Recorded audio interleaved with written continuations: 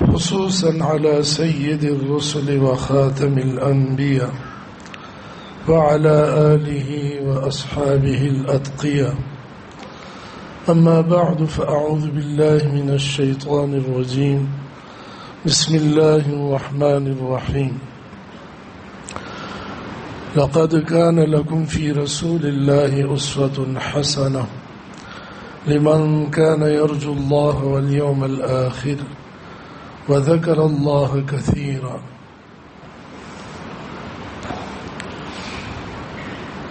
وقال النبي صلى الله عليه وسلم: من أحبني فقد أطاعني ومن أطاعني كان معي في الجنة. وقال عليه السلام: أمرت أن أعفو من ظلمني وأن أصل من قطعني وأن أعطي من حرمني. أو كما قال عليه السلام: صدق الله وصدق رسوله النبي الأمي الهاشمي الكريم، ونحن على ذلك لمن الشاهدين والشاكرين، والحمد لله رب العالمين. درود شریف پڑھ. اللهم صل على سيدنا محمد وعلى آل سيدنا محمد وبارك وسلم. اللہ جل جلالہ نے انسانیت کی ہدایت کے لیے ہر دور میں دو سلسلے جاری فرمائے. ایک کتاب اللہ وحی کا سلسلہ اور دوسرا رجال اللہ حضرات انبیاء علیہ السلام کا سلسلہ. اللہ تعالی کی بھیجی ہوئی ہدایات اور احکامات، ان کی تشریح حضرات انبیاء علیہ السلام کرتے تھے اور اس کا عملی نمونہ بھی اپنی امت کے سامنے رکھتے تھے. اس لیے ہر دور میں کتاب کے ساتھ صاحب کتاب کو بھی مبعوث فرمایا گیا. حضرت سیدنا آدم علی نبینا علیہ السلام سے یہ سلسلہ شروع ہوا اور جناب نبی کریم صلی اللہ علیہ وسلم خاتم النبیین، نبی الانبیاء پر اور خاتم الکتب قرآن مجید پر یہ دونوں سلسلے مکمل ہوئے. اللہ جل جلالہ نے حضور علیہ الصلوۃ والسلام کو تمام انبیاء علیہ السلام کے آخر میں بھیجا اور انبیاء کی تمام صفات، ان کے علوم، ان کے اخلاق آپ کی ذات میں اللہ نے جمع فرما دیے. اسی طرح حضرات انبیاء علیہ السلام پر جتنی بھی وحی آئی وہ ساری تعلیمات اور ان کی وحی کو اللہ تعالیٰ نے آپ پر نازل کردہ کتاب قرآن مجید میں جمع فرما دیا. قرآن مجید آسمانی کتابوں کی جامع ہے، ان کی محافظ ہے اور ان کا تصدیق کرنے والا. وَأَنزَلْنَا عَلَيْكَ الْكِتَابَ مُصَدِّقًا لِمَا بَيْنَ يَدَيْهِ وَمُهَيْمِنًا عَلَيْهِ. اور آپ علیہ السلام کی ذات مبارکہ تمام انبیاء کے علوم، ان کی صفات اور ان کے کمالات کی جامع ہے. آپ علیہ السلام کو اللہ نے جو امت عطا فرمائی وہ بھی آخر الامم ہے، اور اس کے اندر بھی اللہ پاک نے وہ صفات رکھی جو پہلی امتوں کے حصے میں بہت سی نہیں آئیں، اور اس امت کو بہترین امت، خیر امت، امت وسط کا لقب دیا. اور اللہ تعالیٰ نے اس کو وہ جامع عبادات عطا فرمائی، کامل عبادات کہ پہلی امتوں کے حصے میں ایسی بہترین عبادتیں نہیں آئیں. اللہ تعالیٰ نے اس امت کے اجر کو بڑھا دیا. پہلی امتوں کو ایک نیکی پر ایک اجر ملتا تھا، اس امت کو ایک نیکی پر 10 گنا اجر ملتا ہے. پہلی امتوں کو جمعہ سید الایام نہیں ملا، اس امت کو اللہ نے یہ بھی عطا فرمایا. پہلی امتوں کو رمضان المبارک کا عظیم مہینہ نہیں ملا، اس امت کو یہ مہینہ عطا فرمایا. پہلی امتوں کو اللہ نے لیلۃ القدر نہیں دی، شب قدر نہیں ملی، اس امت کو یہ عظیم رات عطا فرمائی جو 83 برس اور 4 مہینے سے افضل ہے. یعنی اتنی مدت کی عبادت کے مقابلے میں اگر شب قدر میں عبادت کی جائے تو وہ اس سے بہتر ہے، افضل ہے. خیر من الف شہر. کتنا بہتر ہے اللہ جانتا ہے. جتنا جس کا تقوی ہے، اخلاص ہے، یہ 2 چیزیں عمل کی قیمت اور عامل کی قدر و قیمت کو اللہ کے ہاں بڑھاتی ہے، تقوی اور اخلاص. تو جتنا متقی ہوگا عمل کرنے والا اور جتنا اس میں اخلاص ہوگا اس کے لیے اتنی ہی بہتری اور اجر و ثواب میں اضافہ ہوتا چلا جائے. اللہ تعالیٰ نے اس امت کو آخر میں بھیجا، لیکن جائے گی سب سے پہلے جنت میں. اور اللہ جل شانہ نے اس امت کا جو پہلا طبقہ حضور علیہ السلام کو تلامذہ اور شاگردوں کی صورت میں عطا فرمایا، براہ راست آپ سے کسب فیض کرنے والے، آپ کی صحبت سے کامل بننے والے. اسد فیوز در مصطفیٰ کا کیا کہنا، بشر کو جو سعادت ملی یہیں سے ملی. وہ حضرات صحابہ کرام رضی اللہ عنہم اجمعین خیر الخلائق بعد الانبیاء کہلائے. انبیاء کے بعد تمام مخلوقات، تمام امتوں میں بہترین لوگ. جس طرح انبیاء میں آپ کا مقام بلند اور اعلیٰ ہے، اس طرح امتوں میں آپ کی امت کا مقام بلند ہے. اللہ جل شانہ نے آپ کو دنیا میں بھیجا اور آپ کی 2 ولادتیں ہوئیں. ولادت تو ایک ہوتی ہے، شاید آپ حیران ہوں گے کہ 2 ولادتیں کیسی. علماء لکھتے ہیں کہ ایک ولادت جسمانی ہے اور دوسری ولادت روحانی ہے. ولادت جسمانی یہ محمد ابن عبداللہ کی حیثیت سے ہے صلی اللہ علیہ وسلم، اور عبد المطلب کے پوتے ہیں، سیدہ آمنہ کے لال ہیں، جگر گوشے ہیں، جناب عبداللہ کے صاحبزادے ہیں، اور خاندانی نسبتیں. یہ جسمانی ولادت ہے. روحانی ولادت کے اندر آپ علیہ السلام پیغمبر اور نبی رسول کی حیثیت سے ظاہر ہوئے ہیں. جسمانی ولادت تمہید تھی روحانی ولادت کے لیے. جسمانی ولادت میں آپ کا جمال کھلا اور روحانی ولادت میں آپ کا کمال کھلا.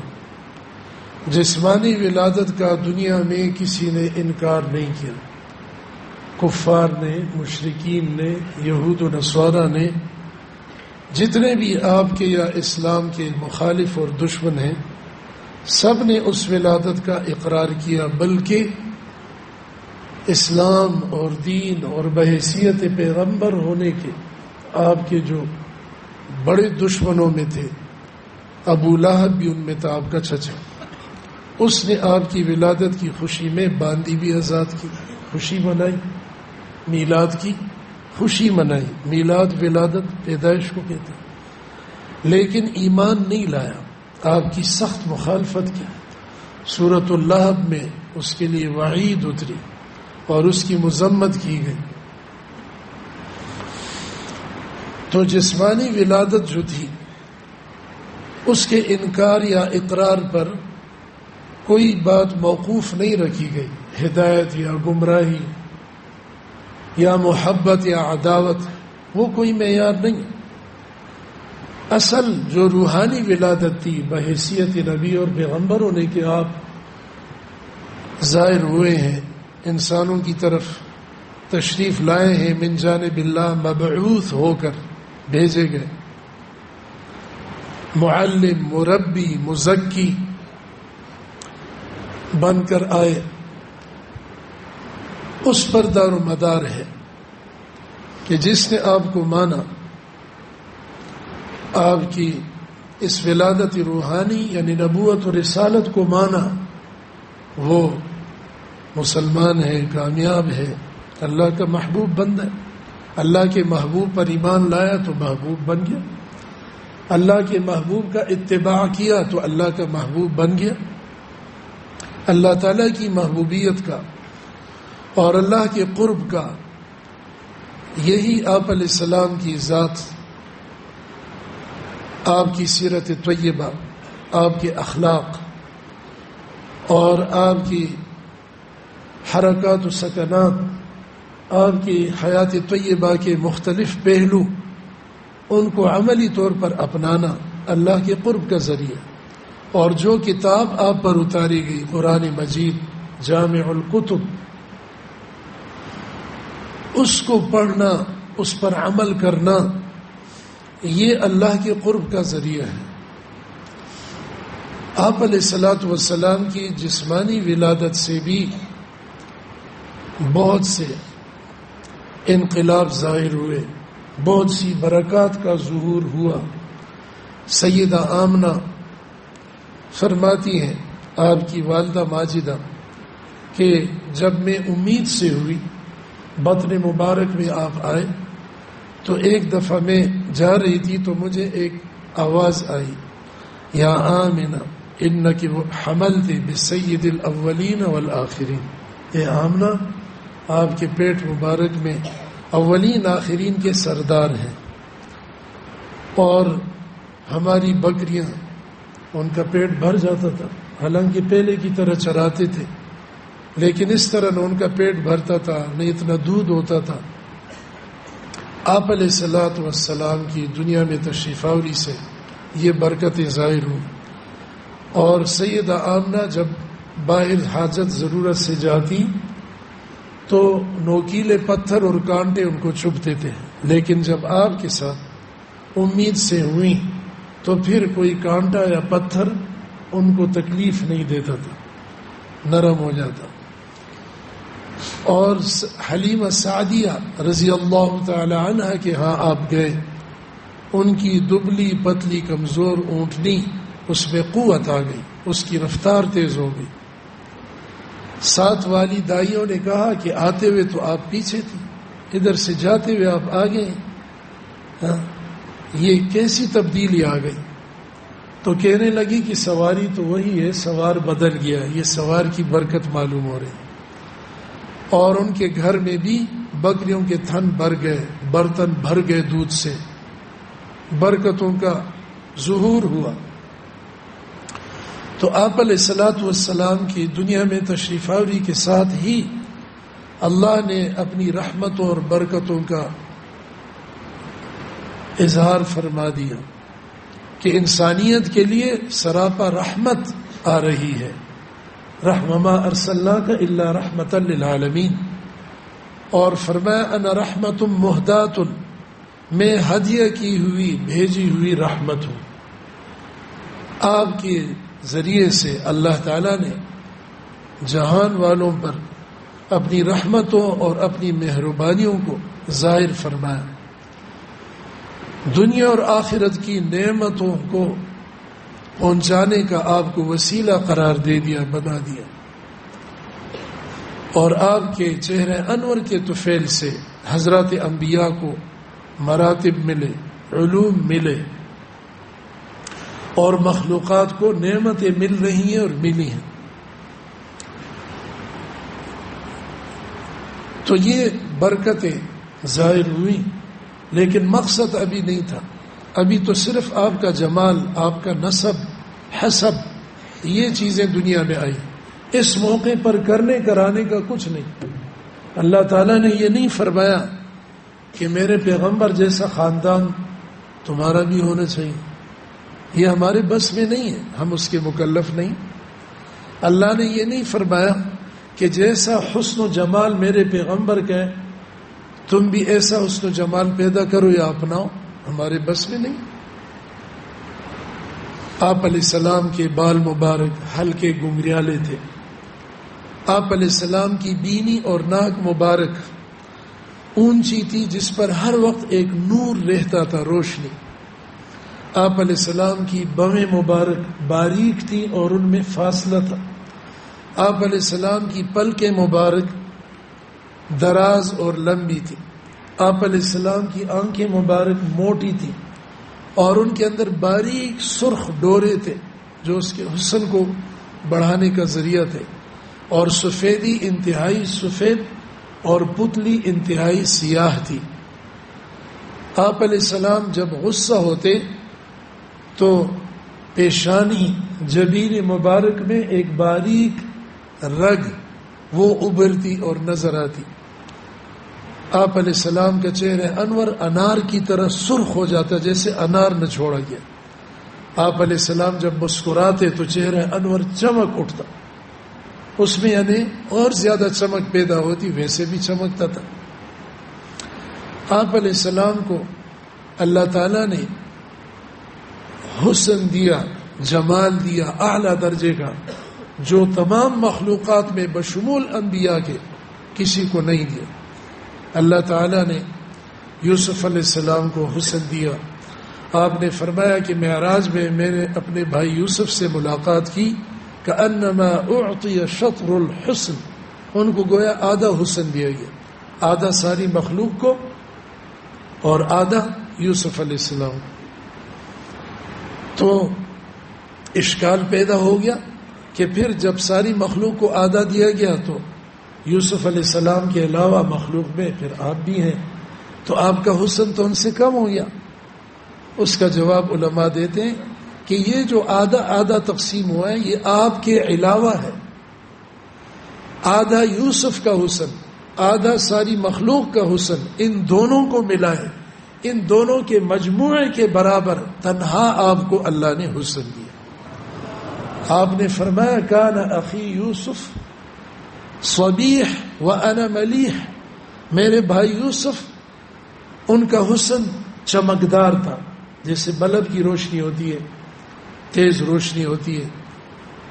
اور میں ملیح ہوں. ملیح کی معنی جس کے اندر نمکینی ہو، کشش ہو، جاذبیت ہو. حضرت مولانا محمد قاسم نانوتوی رحمہ اللہ فرماتے اللہ نے آپ کے حسن کو پورا کھولا نہیں، ورنہ کوئی بھی دیکھنے کی تاب نہ لاتا. وہ تو جنت میں آخرت میں کھلے گا انشاءاللہ. اللہ ہمیں دیدار نصیب فرمائے. اسی دیدار خداوندی اور دیدار نبوی کی استعداد پیدا کرنے کے لیے یہ رمضان ہے، یہ روزے ہیں، یہ اعتکاف ہے، یہ ایمان و تقوی ہے، یہ ایمانی صفات ہے، یہ شیخ و مربی کی صحبت ہے، اور یہ مجاہدے ہیں، یہ ریاضتیں ہیں.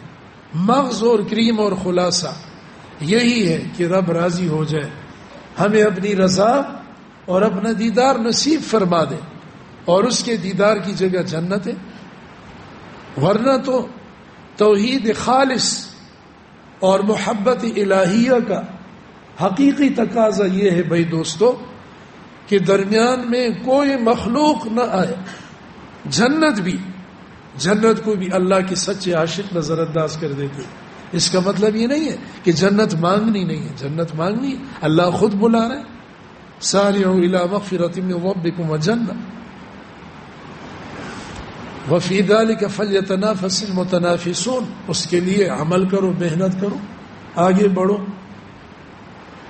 اللہ تعالیٰ ترغیب دے رہے ہیں. لیکن جنت میں جانا بھی محبوب حقیقی کی نسبت سے ہو کہ یا اللہ وہاں آپ کا دیدار ہوگا، آپ کے قرب اور آپ کی رحمت کا مظہر ہے جنت، آپ کی غضب اور ناراضگی کا مظہر جہنم ہے، اس لیے ہم اس سے پناہ مانگتے ہیں اور یہ آپ سے طلب کرتے ہیں۔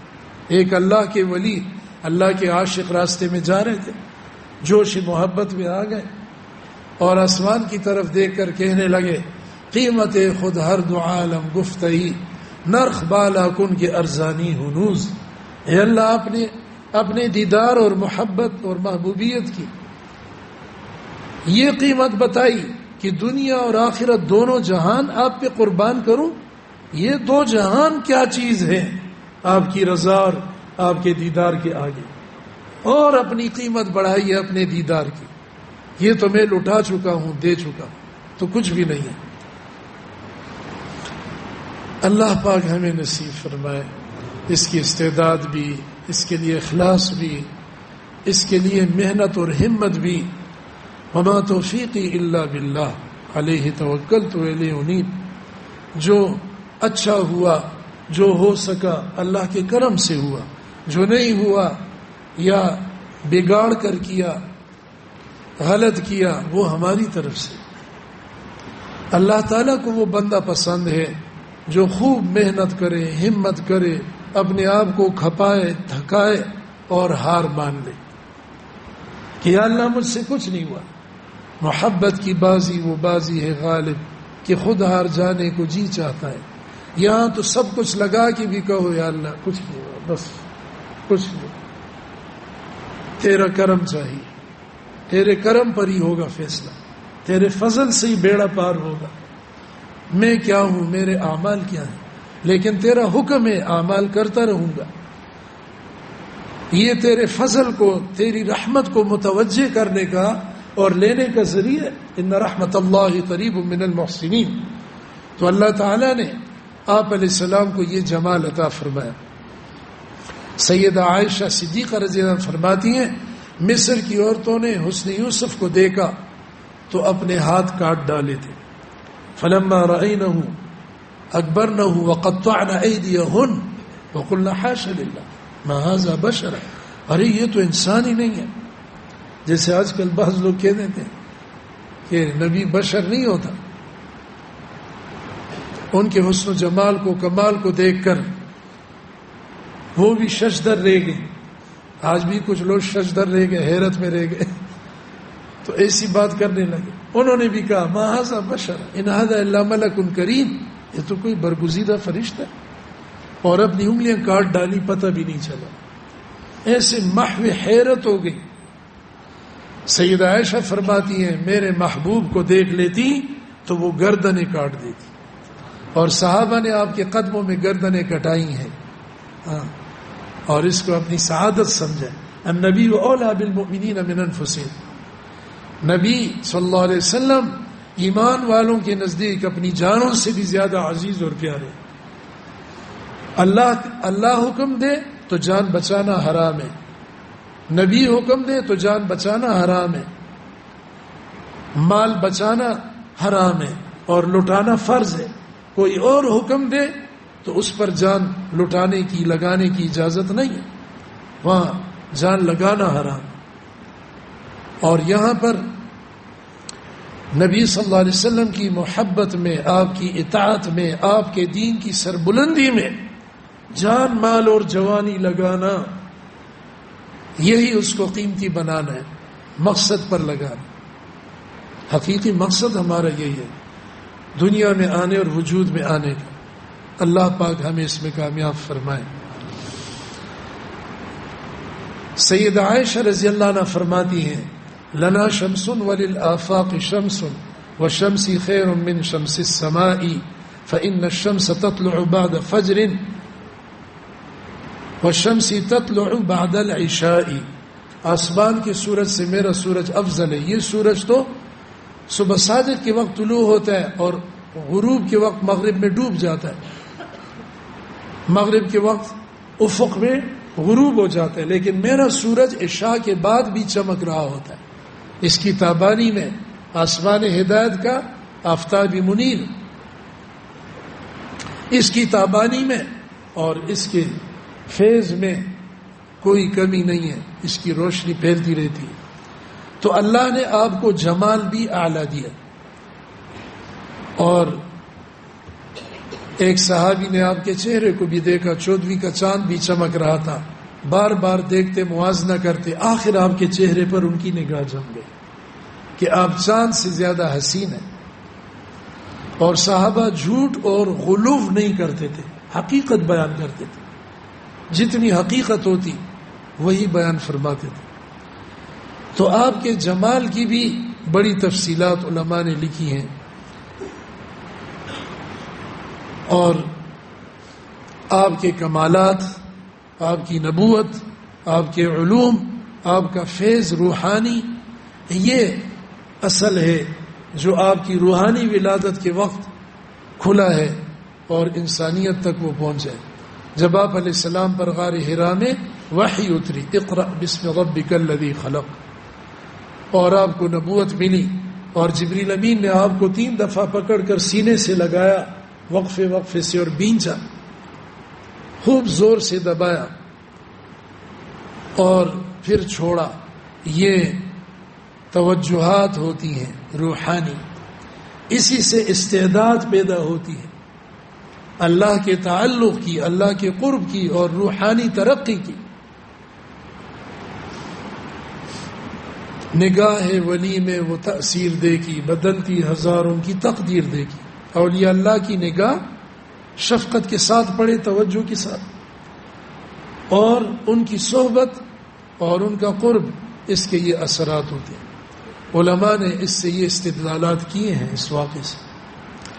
بہرحال اللہ تعالیٰ نے جب آپ کو روحانی ولادت عطا فرمائی، رسالت اور نبوت سے سرفراز فرمایا، تو اب یہ موقع آ گیا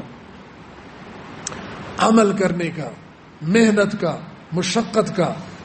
ولادت جسمانی میں کرنا کرانا کچھ نہیں تھا، صرف خوشیاں ہیں کہ خوش ہو جاؤ جی ہمارے ہاں بچے کی ولادت ہوئی ہے، خاندان والے خوش ہو گئے، قبیلے والے. عمل نہیں تھا، سیرت نہیں تھی، نمونہ نہیں تھا. لیکن اب یہ ساری چیزیں شروع ہو گئی. آپ کی ولادت جسمانی سے برکات کا ظہور ہوا، اور آپ کی نبوت سے سیرت اور رحمت کا ظہور ہوا. معنوی اعتبار سے اللہ کی نعمتیں ملنا شروع ہوئی انسانیت کو، عالم کو. تو آپ صلی اللہ علیہ وسلم نے اب فاران کی چوٹی پر کھڑے ہو کر اعلان فرمایا، یا ایھا الناس اعبدوا ربکم، یا ایھا الناس انی رسول اللہ الیکم جمیعا، یا ایھا الناس قولوا لا الہ الا اللہ. یہ عمومی اعلان تمام دنیا کے انسانوں کو کیا، میں اللہ کا رسول ہوں، تم اللہ کی بندگی کرو، لا الہ الا اللہ توحید و رسالت کا اقرار کرو. تو ولادت ماننے والوں نے، خاندان کے تھے یا دوسرے، انہوں نے سخت خفگی اور ناراضگی کا اظہار کیا کہ وہ تو ہم مانتے، اس پر خوشی بھی کی، اب ہم مخالف ہیں، اور نامناسب الفاظ سے مخاطب کیا. ابو لہب ہوئے، آپ علیہ السلام کی ابتلا کا دور اور آپ علیہ السلام کی مشقتوں کا دور، محنت کا دور شروع ہو گیا. اور سیدہ خدیجۃ الکبریٰ رضی اللہ عنہ سے فرمایا، اہلیہ محترمہ سے، ام المؤمنین، کہ میرا بستر لپیٹ دو، میرے آرام کا وقت اب ختم ہو گیا. یا ایھا المدثر قم فانذر وربک فکبر. ایک کمبل اوڑھنے والے اٹھیے، لوگوں کو ڈرائیے اور اپنے رب کی بڑائی بولیے. یا ایھا المزمل قم اللیل، اب راتوں کو کھڑے ہو جائیے، دن کو انسانوں پر محنت کریں اور رات کو تہجد پڑھیں اور سب سے کٹ کر اللہ کا ذکر کریں. کیونکہ دین کی محنت میں چاہے درس و تدریس ہے، چاہے جہاد فی سبیل اللہ ہے، چاہے دعوت الی اللہ ہے، کوئی بھی دین کا شعبہ ہے، اس کے اندر جان پڑے گی ذکر اللہ کی کثرت سے اور تہجد اور قیام اللیل کے اہتمام سے. اگر رات کی محنت نہیں ہے تو دن کی محنت بودی اور بیکار ہے. اس لیے آپ علیہ السلام کو اللہ تعالیٰ نے دونوں باتیں ارشاد فرما دی. ان لک فی النار سبحا طویلا، انسانوں میں آپ نے دن کو محنت کرنی ہے، ان کے سمندر میں تیرنا ہے، ان پر محنت کرنی ہے، ان کے عقائد، ان کی عبادات، ان کے معاملات، ان کی معاشرت، ان کے اخلاق، ان ساری چیزوں کی تربیت کرنی ہے. اور رات کو ہمارے ساتھ راز و نیاز میں لگ جائے. باللیل رہبان و بالنہار فرسان، آپ کی جماعت کردہ تیار کردہ جماعت صحابہ رضی اللہ عنہ میں بھی یہ صفات پیدا ہو گئی. دن کو گھوڑے پر سوار ہے، اللہ کے راستے میں جان دینے کو تیار ہے، محنت کر رہے ہیں. اور رات کو رہبان ہے، دنیا سے کٹ کر ہٹ کر اللہ کے ساتھ راز و نیاز اور دعاؤں التجاؤں میں شریک ہیں، انسانیت کی ہدایت کے لیے رو رہے ہیں، اپنی قبولیت اللہ سے مانگ رہے. اور جو محنت کی ہے یا اللہ اس میں جان ڈال دے، اس کو قبول کر لے، ہماری اور دوسروں کی ہدایت کا ذریعہ فرما لے، یہ دعائیں ہو رہی ہیں. الحمدللہ ہمارے ہاں یہ ترتیب ہے، دعائیں کرائی جاتی ہیں، ترغیب دی جاتی ہے. پورا سال یہاں جو بھی مجمع ہوتا ہے ان کی پوری تربیت ہوتی ہے. یہاں جز وقتی کام نہیں ہے، اور یہاں دین کا ایک شعبہ سامنے رکھ کر محنت رہی ہو رہی. ادخلوا فی السلم کافہ، ہماری دعوت کا پہلا نقطہ یہ ہے، پورے اسلام پر آؤ، پورے اسلام کی دعوت دو، پورے اسلام کی محنت کرو اور پوری امت کو جوڑو،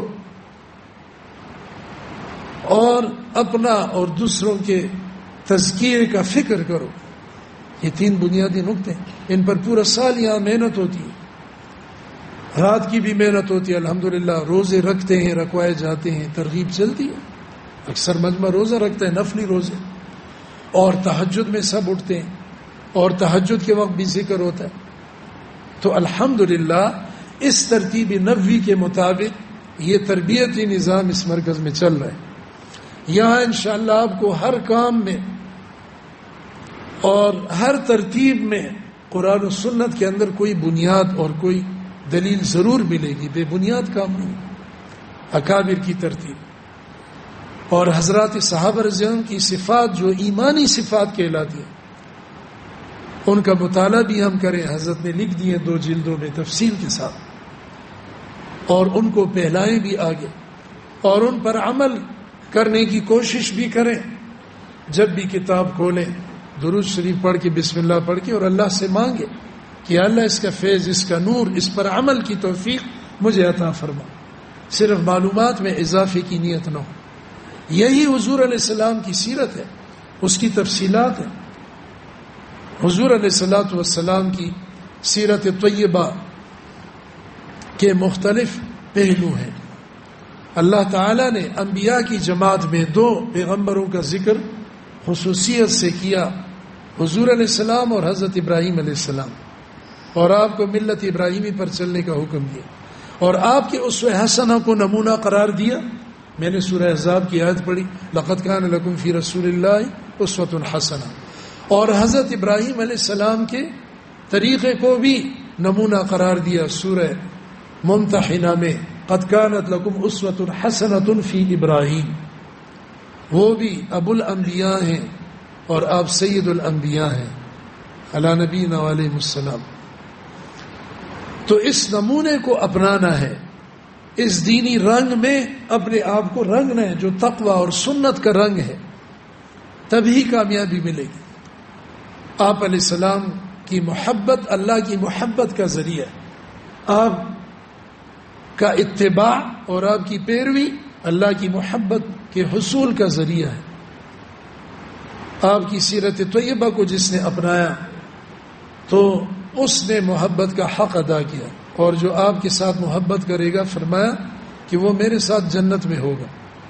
اتباع کے بغیر کچھ نہیں. یہ دعویٰ بلا دلیل ہے کہ میں نبی کا عاشق ہوں، مجھے نبی صلی اللہ علیہ وسلم سے محبت ہے. تو ہر دعویٰ دلیل چاہتا ہے. اللہ سے محبت ہے تو حضور علیہ السلام کا اتباع کرو، حضور علیہ السلام پر ایمان لاؤ، آپ کی تعظیم دل میں ہو. حضور علیہ الصلوۃ والسلام کی سیرت طیبہ کا ایک پہلو یہ ہے کہ آپ ایک بہترین معلم تھے. انما بعثت معلما، یعلمہم الکتاب والحکمہ، اور آپ کی تعلیم اور تربیت میں سختی نہیں تھی، شفقت اور نرمی اور محبت.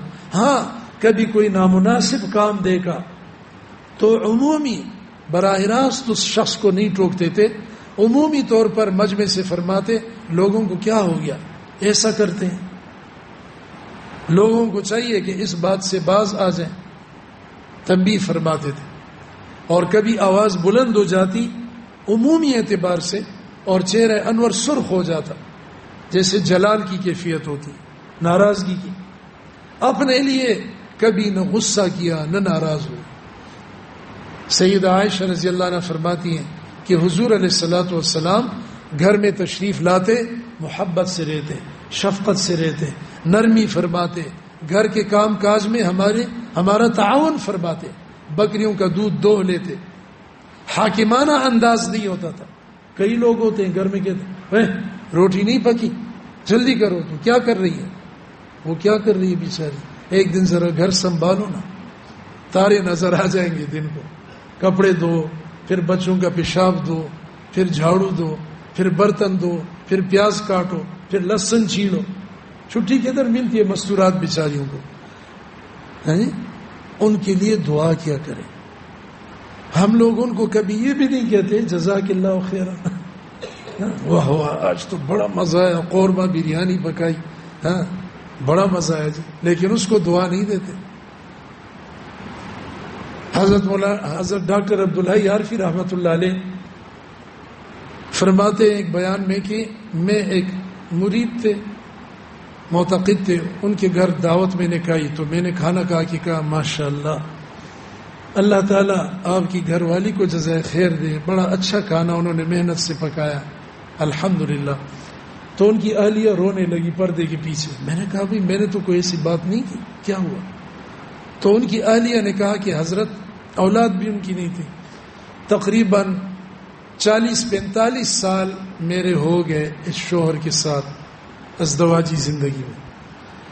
ان کو میں نے اس طرح کے کھانے کئی دفعہ پکا کے بنا کے دیے اور خدمت کرتی ہوں، انہوں نے مجھے کبھی میرے کام کی تعریف نہیں کی، کوئی ایسے دعائیہ یا شکریہ کے کلمات آج تک نہیں کہے. آپ نے فرمایا بھائی یہ تو ٹھیک نہیں ہے، ہمارے طریق میں تو یہ نہیں ہے تصوف، یہ آپ کیا کرتے؟ ان کو شاباش دو، ان کا شکریہ ادا کرو. ہاں اور خود بیمار ہو جائے تو بیوی کو بلا لیتا، رات کو 1 بجے 2 بجے آؤ میرے بدن کو چانپی کرو، ہاں مجھے درد ہو رہا ہے، مجھے دباؤ، فلانی خدمت کرو، فلانی چیزیں. وہ بیچاری بیمار ہو جائے تو یہ اس کے سر پر ماتھے پر ہاتھ بھی نہیں رکھتا کہ دبا دے، کیونکہ یہ میری توہین ہے کہ میں اپنی اہلیہ کی خدمت کیوں کروں. ایسا نہیں ہے. آپ علیہ السلام گھر والوں کے ساتھ بکریوں کا دودھ دوہ لیتے، چارپائی کی پینتی کس لیتے تھے، پینتی میں جو رسی ہوتی ہے وہ ڈھیلے ہو جاتی ہے چارپائی کبھی، اور اپنا جوتا گانٹ لیتے، اپنے کپڑوں کو پیوند لگا لیتے. کوئی تعلی، تکبر، تحکم، حاکمانہ انداز آپ کا نہیں تھا، عاجزی تھی، تواضع تھی. آپ علیہ السلام راستے پہ چلتے تھے گویا کہ اونچی جگہ سے ڈھلوان میں جا رہے ہیں، اور آپ علیہ السلام کا قد مبارک درمیانہ تھا، لیکن یہ آپ کا معجزہ تھا، شان تھی کہ پورے مجمع میں جتنی بھی جماعت آپ کے ساتھ جا رہی ہوتی تھی ان میں ایک نور آپ کے چہرے پر ہوتا تھا، اس کی وجہ سے بلند نظر آتے. آپ علیہ السلام کو ہمیشہ عاجزی پسند تھی. بچوں کو بھی سلام کرتے، کوئی آپ سے سلام میں پہل نہ کرتا، گھر والوں کو بھی سلام کرتے. گھر والے بچے ہوں، عورتیں ہوں، اپنی اہلیہ والدہ، غیر محرم میں بھابھی وغیرہ اس کو تو کرنا نہیں. محارم میں جو بھی ہیں چھوٹے بڑے ان کو سلام کرنا ہے. گھر خالی ہو تب بھی کہیں السلام علینا وعلی عباد اللہ الصالحین، فرشتے موجود ہوتے ہیں، اس سے بھی خیر و برکت گھر میں آئی. تو آپ صلی اللہ علیہ وسلم کی یہ معاشرتی زندگی ازواج مطہرات سے امت کو پہنچی. یہ 9 ازواج کے حجرے، یہ 9 دین کے مرکز تھے. آپ نے اسی تربیت کی تھی، اور آپ کی گھریلو زندگی انہوں نے بیان کی، خصوصاً سیدہ عائشہ صدیقہ رضی اللہ عنہ، محدثہ مفسرہ. اور آپ صلی اللہ علیہ وسلم سیدہ عائشہ رضی اللہ عنہ کے گھر ایک دن تشریف فرماتے حجرے میں، تو دوسری ایک سوکن زوجہ محترمہ کے گھر سے کوئی کھانے کی چیز ایک بچے کے ہاتھ بھیج دی. سیدہ عائشہ نے دیکھ لی, یہ کیا ہے؟ یہ فلانی نے بھیجا ہے. ان کو غیرت آ گئی. سب سے زیادہ محبت آپ کو ازواج میں ان سے تھی. جبریل امین انہی کے بستر پر تشریف لاتے تھے, بابی جبریل انہی کے حجرے کے پاس ہے, اور وحی ان کے بستر پر اترتی تھی. آپ نے خود بھی یہ مناقب بعض جگہ کچھ بیان فرمایا. صدیق اکبر کی بیٹی, اور بڑی شان ہے, سورۃ النور کے 2 رکوع ان کی عفت و پاک دامنی میں اترے. اللہ اکبر, کون مقابلہ کر سکتا ہے؟ ان کو آپ سے زیادہ محبت تھی اور آپ کو ان سے. تو غیرت ہوتی تھی, سوکنوں میں ہوتی ہے نوک جھونک, ظاہر ہے کہ انسان تو ہیں. تو انہوں نے اس کے ہاتھ کو جھٹکا دیا, وہ برتن گر گیا, کھانے کی چیز بھی گر گئی, برتن ٹوٹ گیا. آپ علیہ السلام نے دیکھا تو فرمایا اوف, تمہاری امی کو, تمہاری ماں کو غیرت آ گئی. کوئی بات نہیں, چلو دوسرا برتن ان کے گھر لے جاؤ. ہم ہوتے تو کیا ہوتا؟ غصہ آتا, پتہ نہیں کیا کچھ کہتے ہیں, تم نے برتن بھی توڑا, کھانا بھی ضائع کیا, تو ایسی ہے ویسی ہے. نہ, کچھ نہیں فرمایا. حضرت انس رضی اللہ عنہ 10 سال آپ کی خدمت میں رہے, چھوٹے تھے. آپ ان کو بھیجتے کام کے لیے, وہ بچے تھے, راستے میں کھیلنے لگ جاتے بچوں میں. آپ جاتے, ان کو قریب کرتے, اپنے قریب کر کے پکڑتے اور نرمی سے فرماتے, ہم نے آپ کو ایک کام کے لیے بھیجا تھا, آپ بھول گئے؟ کہ ہاں مجھے تو بھول گیا, ابھی جاتا ہوں. اچھا ٹھیک ہے. فرمایا مجھے کبھی اف تک نہیں کہا. کیوں یہ کیا, کیوں نہیں کیا؟ ڈانٹ کے انداز میں. یہ آپ کی تعلیم ہے, یہ آپ کی شفقت ہے. اسی طریقے سے آپ علیہ الصلوۃ والسلام نے امت کو بہترین اخلاق دیے.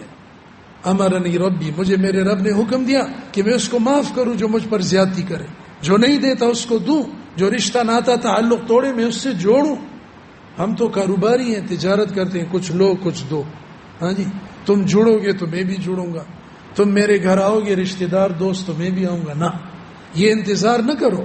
اخلاق یہ ہیں, کوئی آئے یا نہ آئے, کوئی جوڑے یا توڑے, کوئی دے یا نہ دے, ہم تو اپنی طرف سے مثبت اور گویا جوڑ اور محبت والا طریقہ اختیار کریں. یہ ہے اخلاق. سب سے وزنی چیز اعمال میں اخلاق. کیوں؟ کیونکہ طبیعت پر, جذبات پر چھرا پھیرنا پڑتا ہے.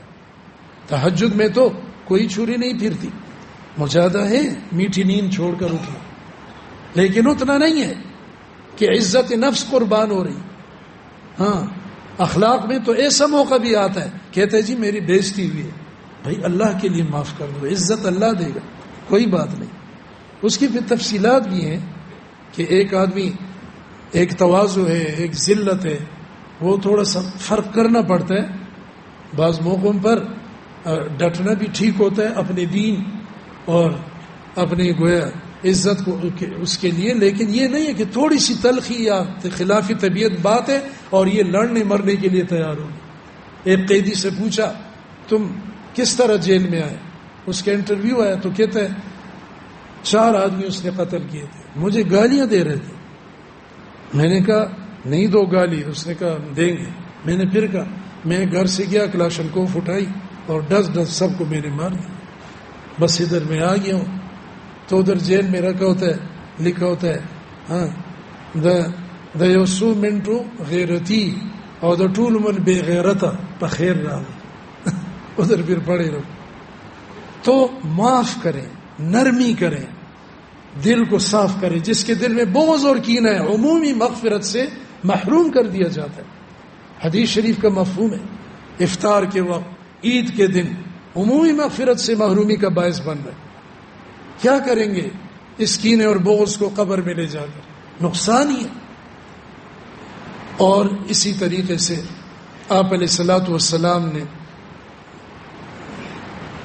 جب ہجرت فرمائی تو دین کو فتوحات ملی.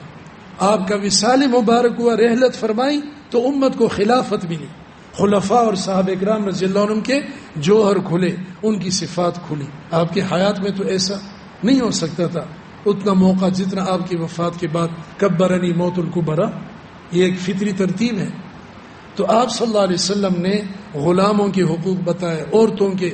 آپ سے پہلے ماں کو اولاد بٹھا دی تھی میراث میں کہ یہ سامان اس کا ہے، یہ چیزیں، اچھا اس کی اتنی چیزیں کم ہیں، والدہ کو بھی لے لے، اس کو باندھی خادمہ بنا کے رکھے، جو کرے جیسے باندھی، اور غلام میراث میں وہ کہتی ظالم تو میرے پیٹ سے پیدا ہوا ہے، یہ چپ کرو، باپ مر گیا، اب تم ایک باندھی کی طرح۔ آپ علیہ السلام نے حضرت سیدہ حلیمہ سعدیہ آئیں، آپ اٹھے، چادر مبارک بچھائی، صحابہ اکرام حیران ہیں۔ آپ نے فرمایا یہ میری ماں ہے حلیمہ سعدیہ، حقیقی ماں بھی نہیں ہے جس کا میں نے دودھ پیا، میری رضائی ماں ہے۔ دروازے تک چھوڑنے گئے، دودھ پلایا، اکرام کیا، عاجزی کی۔ واخفض لهما جناح الذل من الرحمہ لا تقل لهما اف لا تنہرهما، ڈانٹو نہیں، اف تک نہیں کرو۔ یہ آپ نے جنت ماں کے قدموں کے نیچے، ماں کے تلوے چومو، محبت کرو۔ اور آپ علیہ السلام سے پہلے بیٹیوں کو زندہ درگور کرتے تھے۔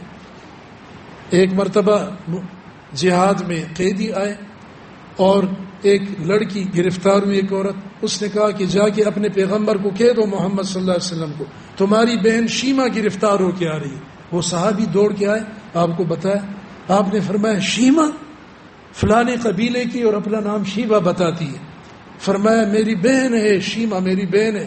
چادر گھسیٹتے ہوئے آپ تیز دوڑے اور فرمایا شیمہ کو بھی آزاد کرو، اس کے قوم قبیلے کو بھی آزاد کرو، یہ تو میری رضائی بہن ہے۔ اور آپ علیہ السلام نے فرمایا فاطمہ میرے جگر کا ٹکڑا ہے، جو کسی بہن یا بیٹی کے ساتھ مبتلا ہوا، تربیت کی اور اس کی نکاح اور رخصتی کی، یہ اس کے لیے جہنم کی آگ سے آڑ بن جائیں گی۔ ان کے فضائل بتائے، ان کے حقوق مقرر کیے۔ یہ آپ علیہ السلام کی سیرت طیبہ کے مختلف درخشاں پہلو ہیں۔ اللہ جل شانہ ہمیں آپ علیہ الصلوۃ والسلام کی قدردانی، تعظیم، محبت، آپ کی تعلیمات اور اسوہ حسنہ پر پورا عمل کرنے کی توفیق دے۔ آمین۔ وآخر دعوانا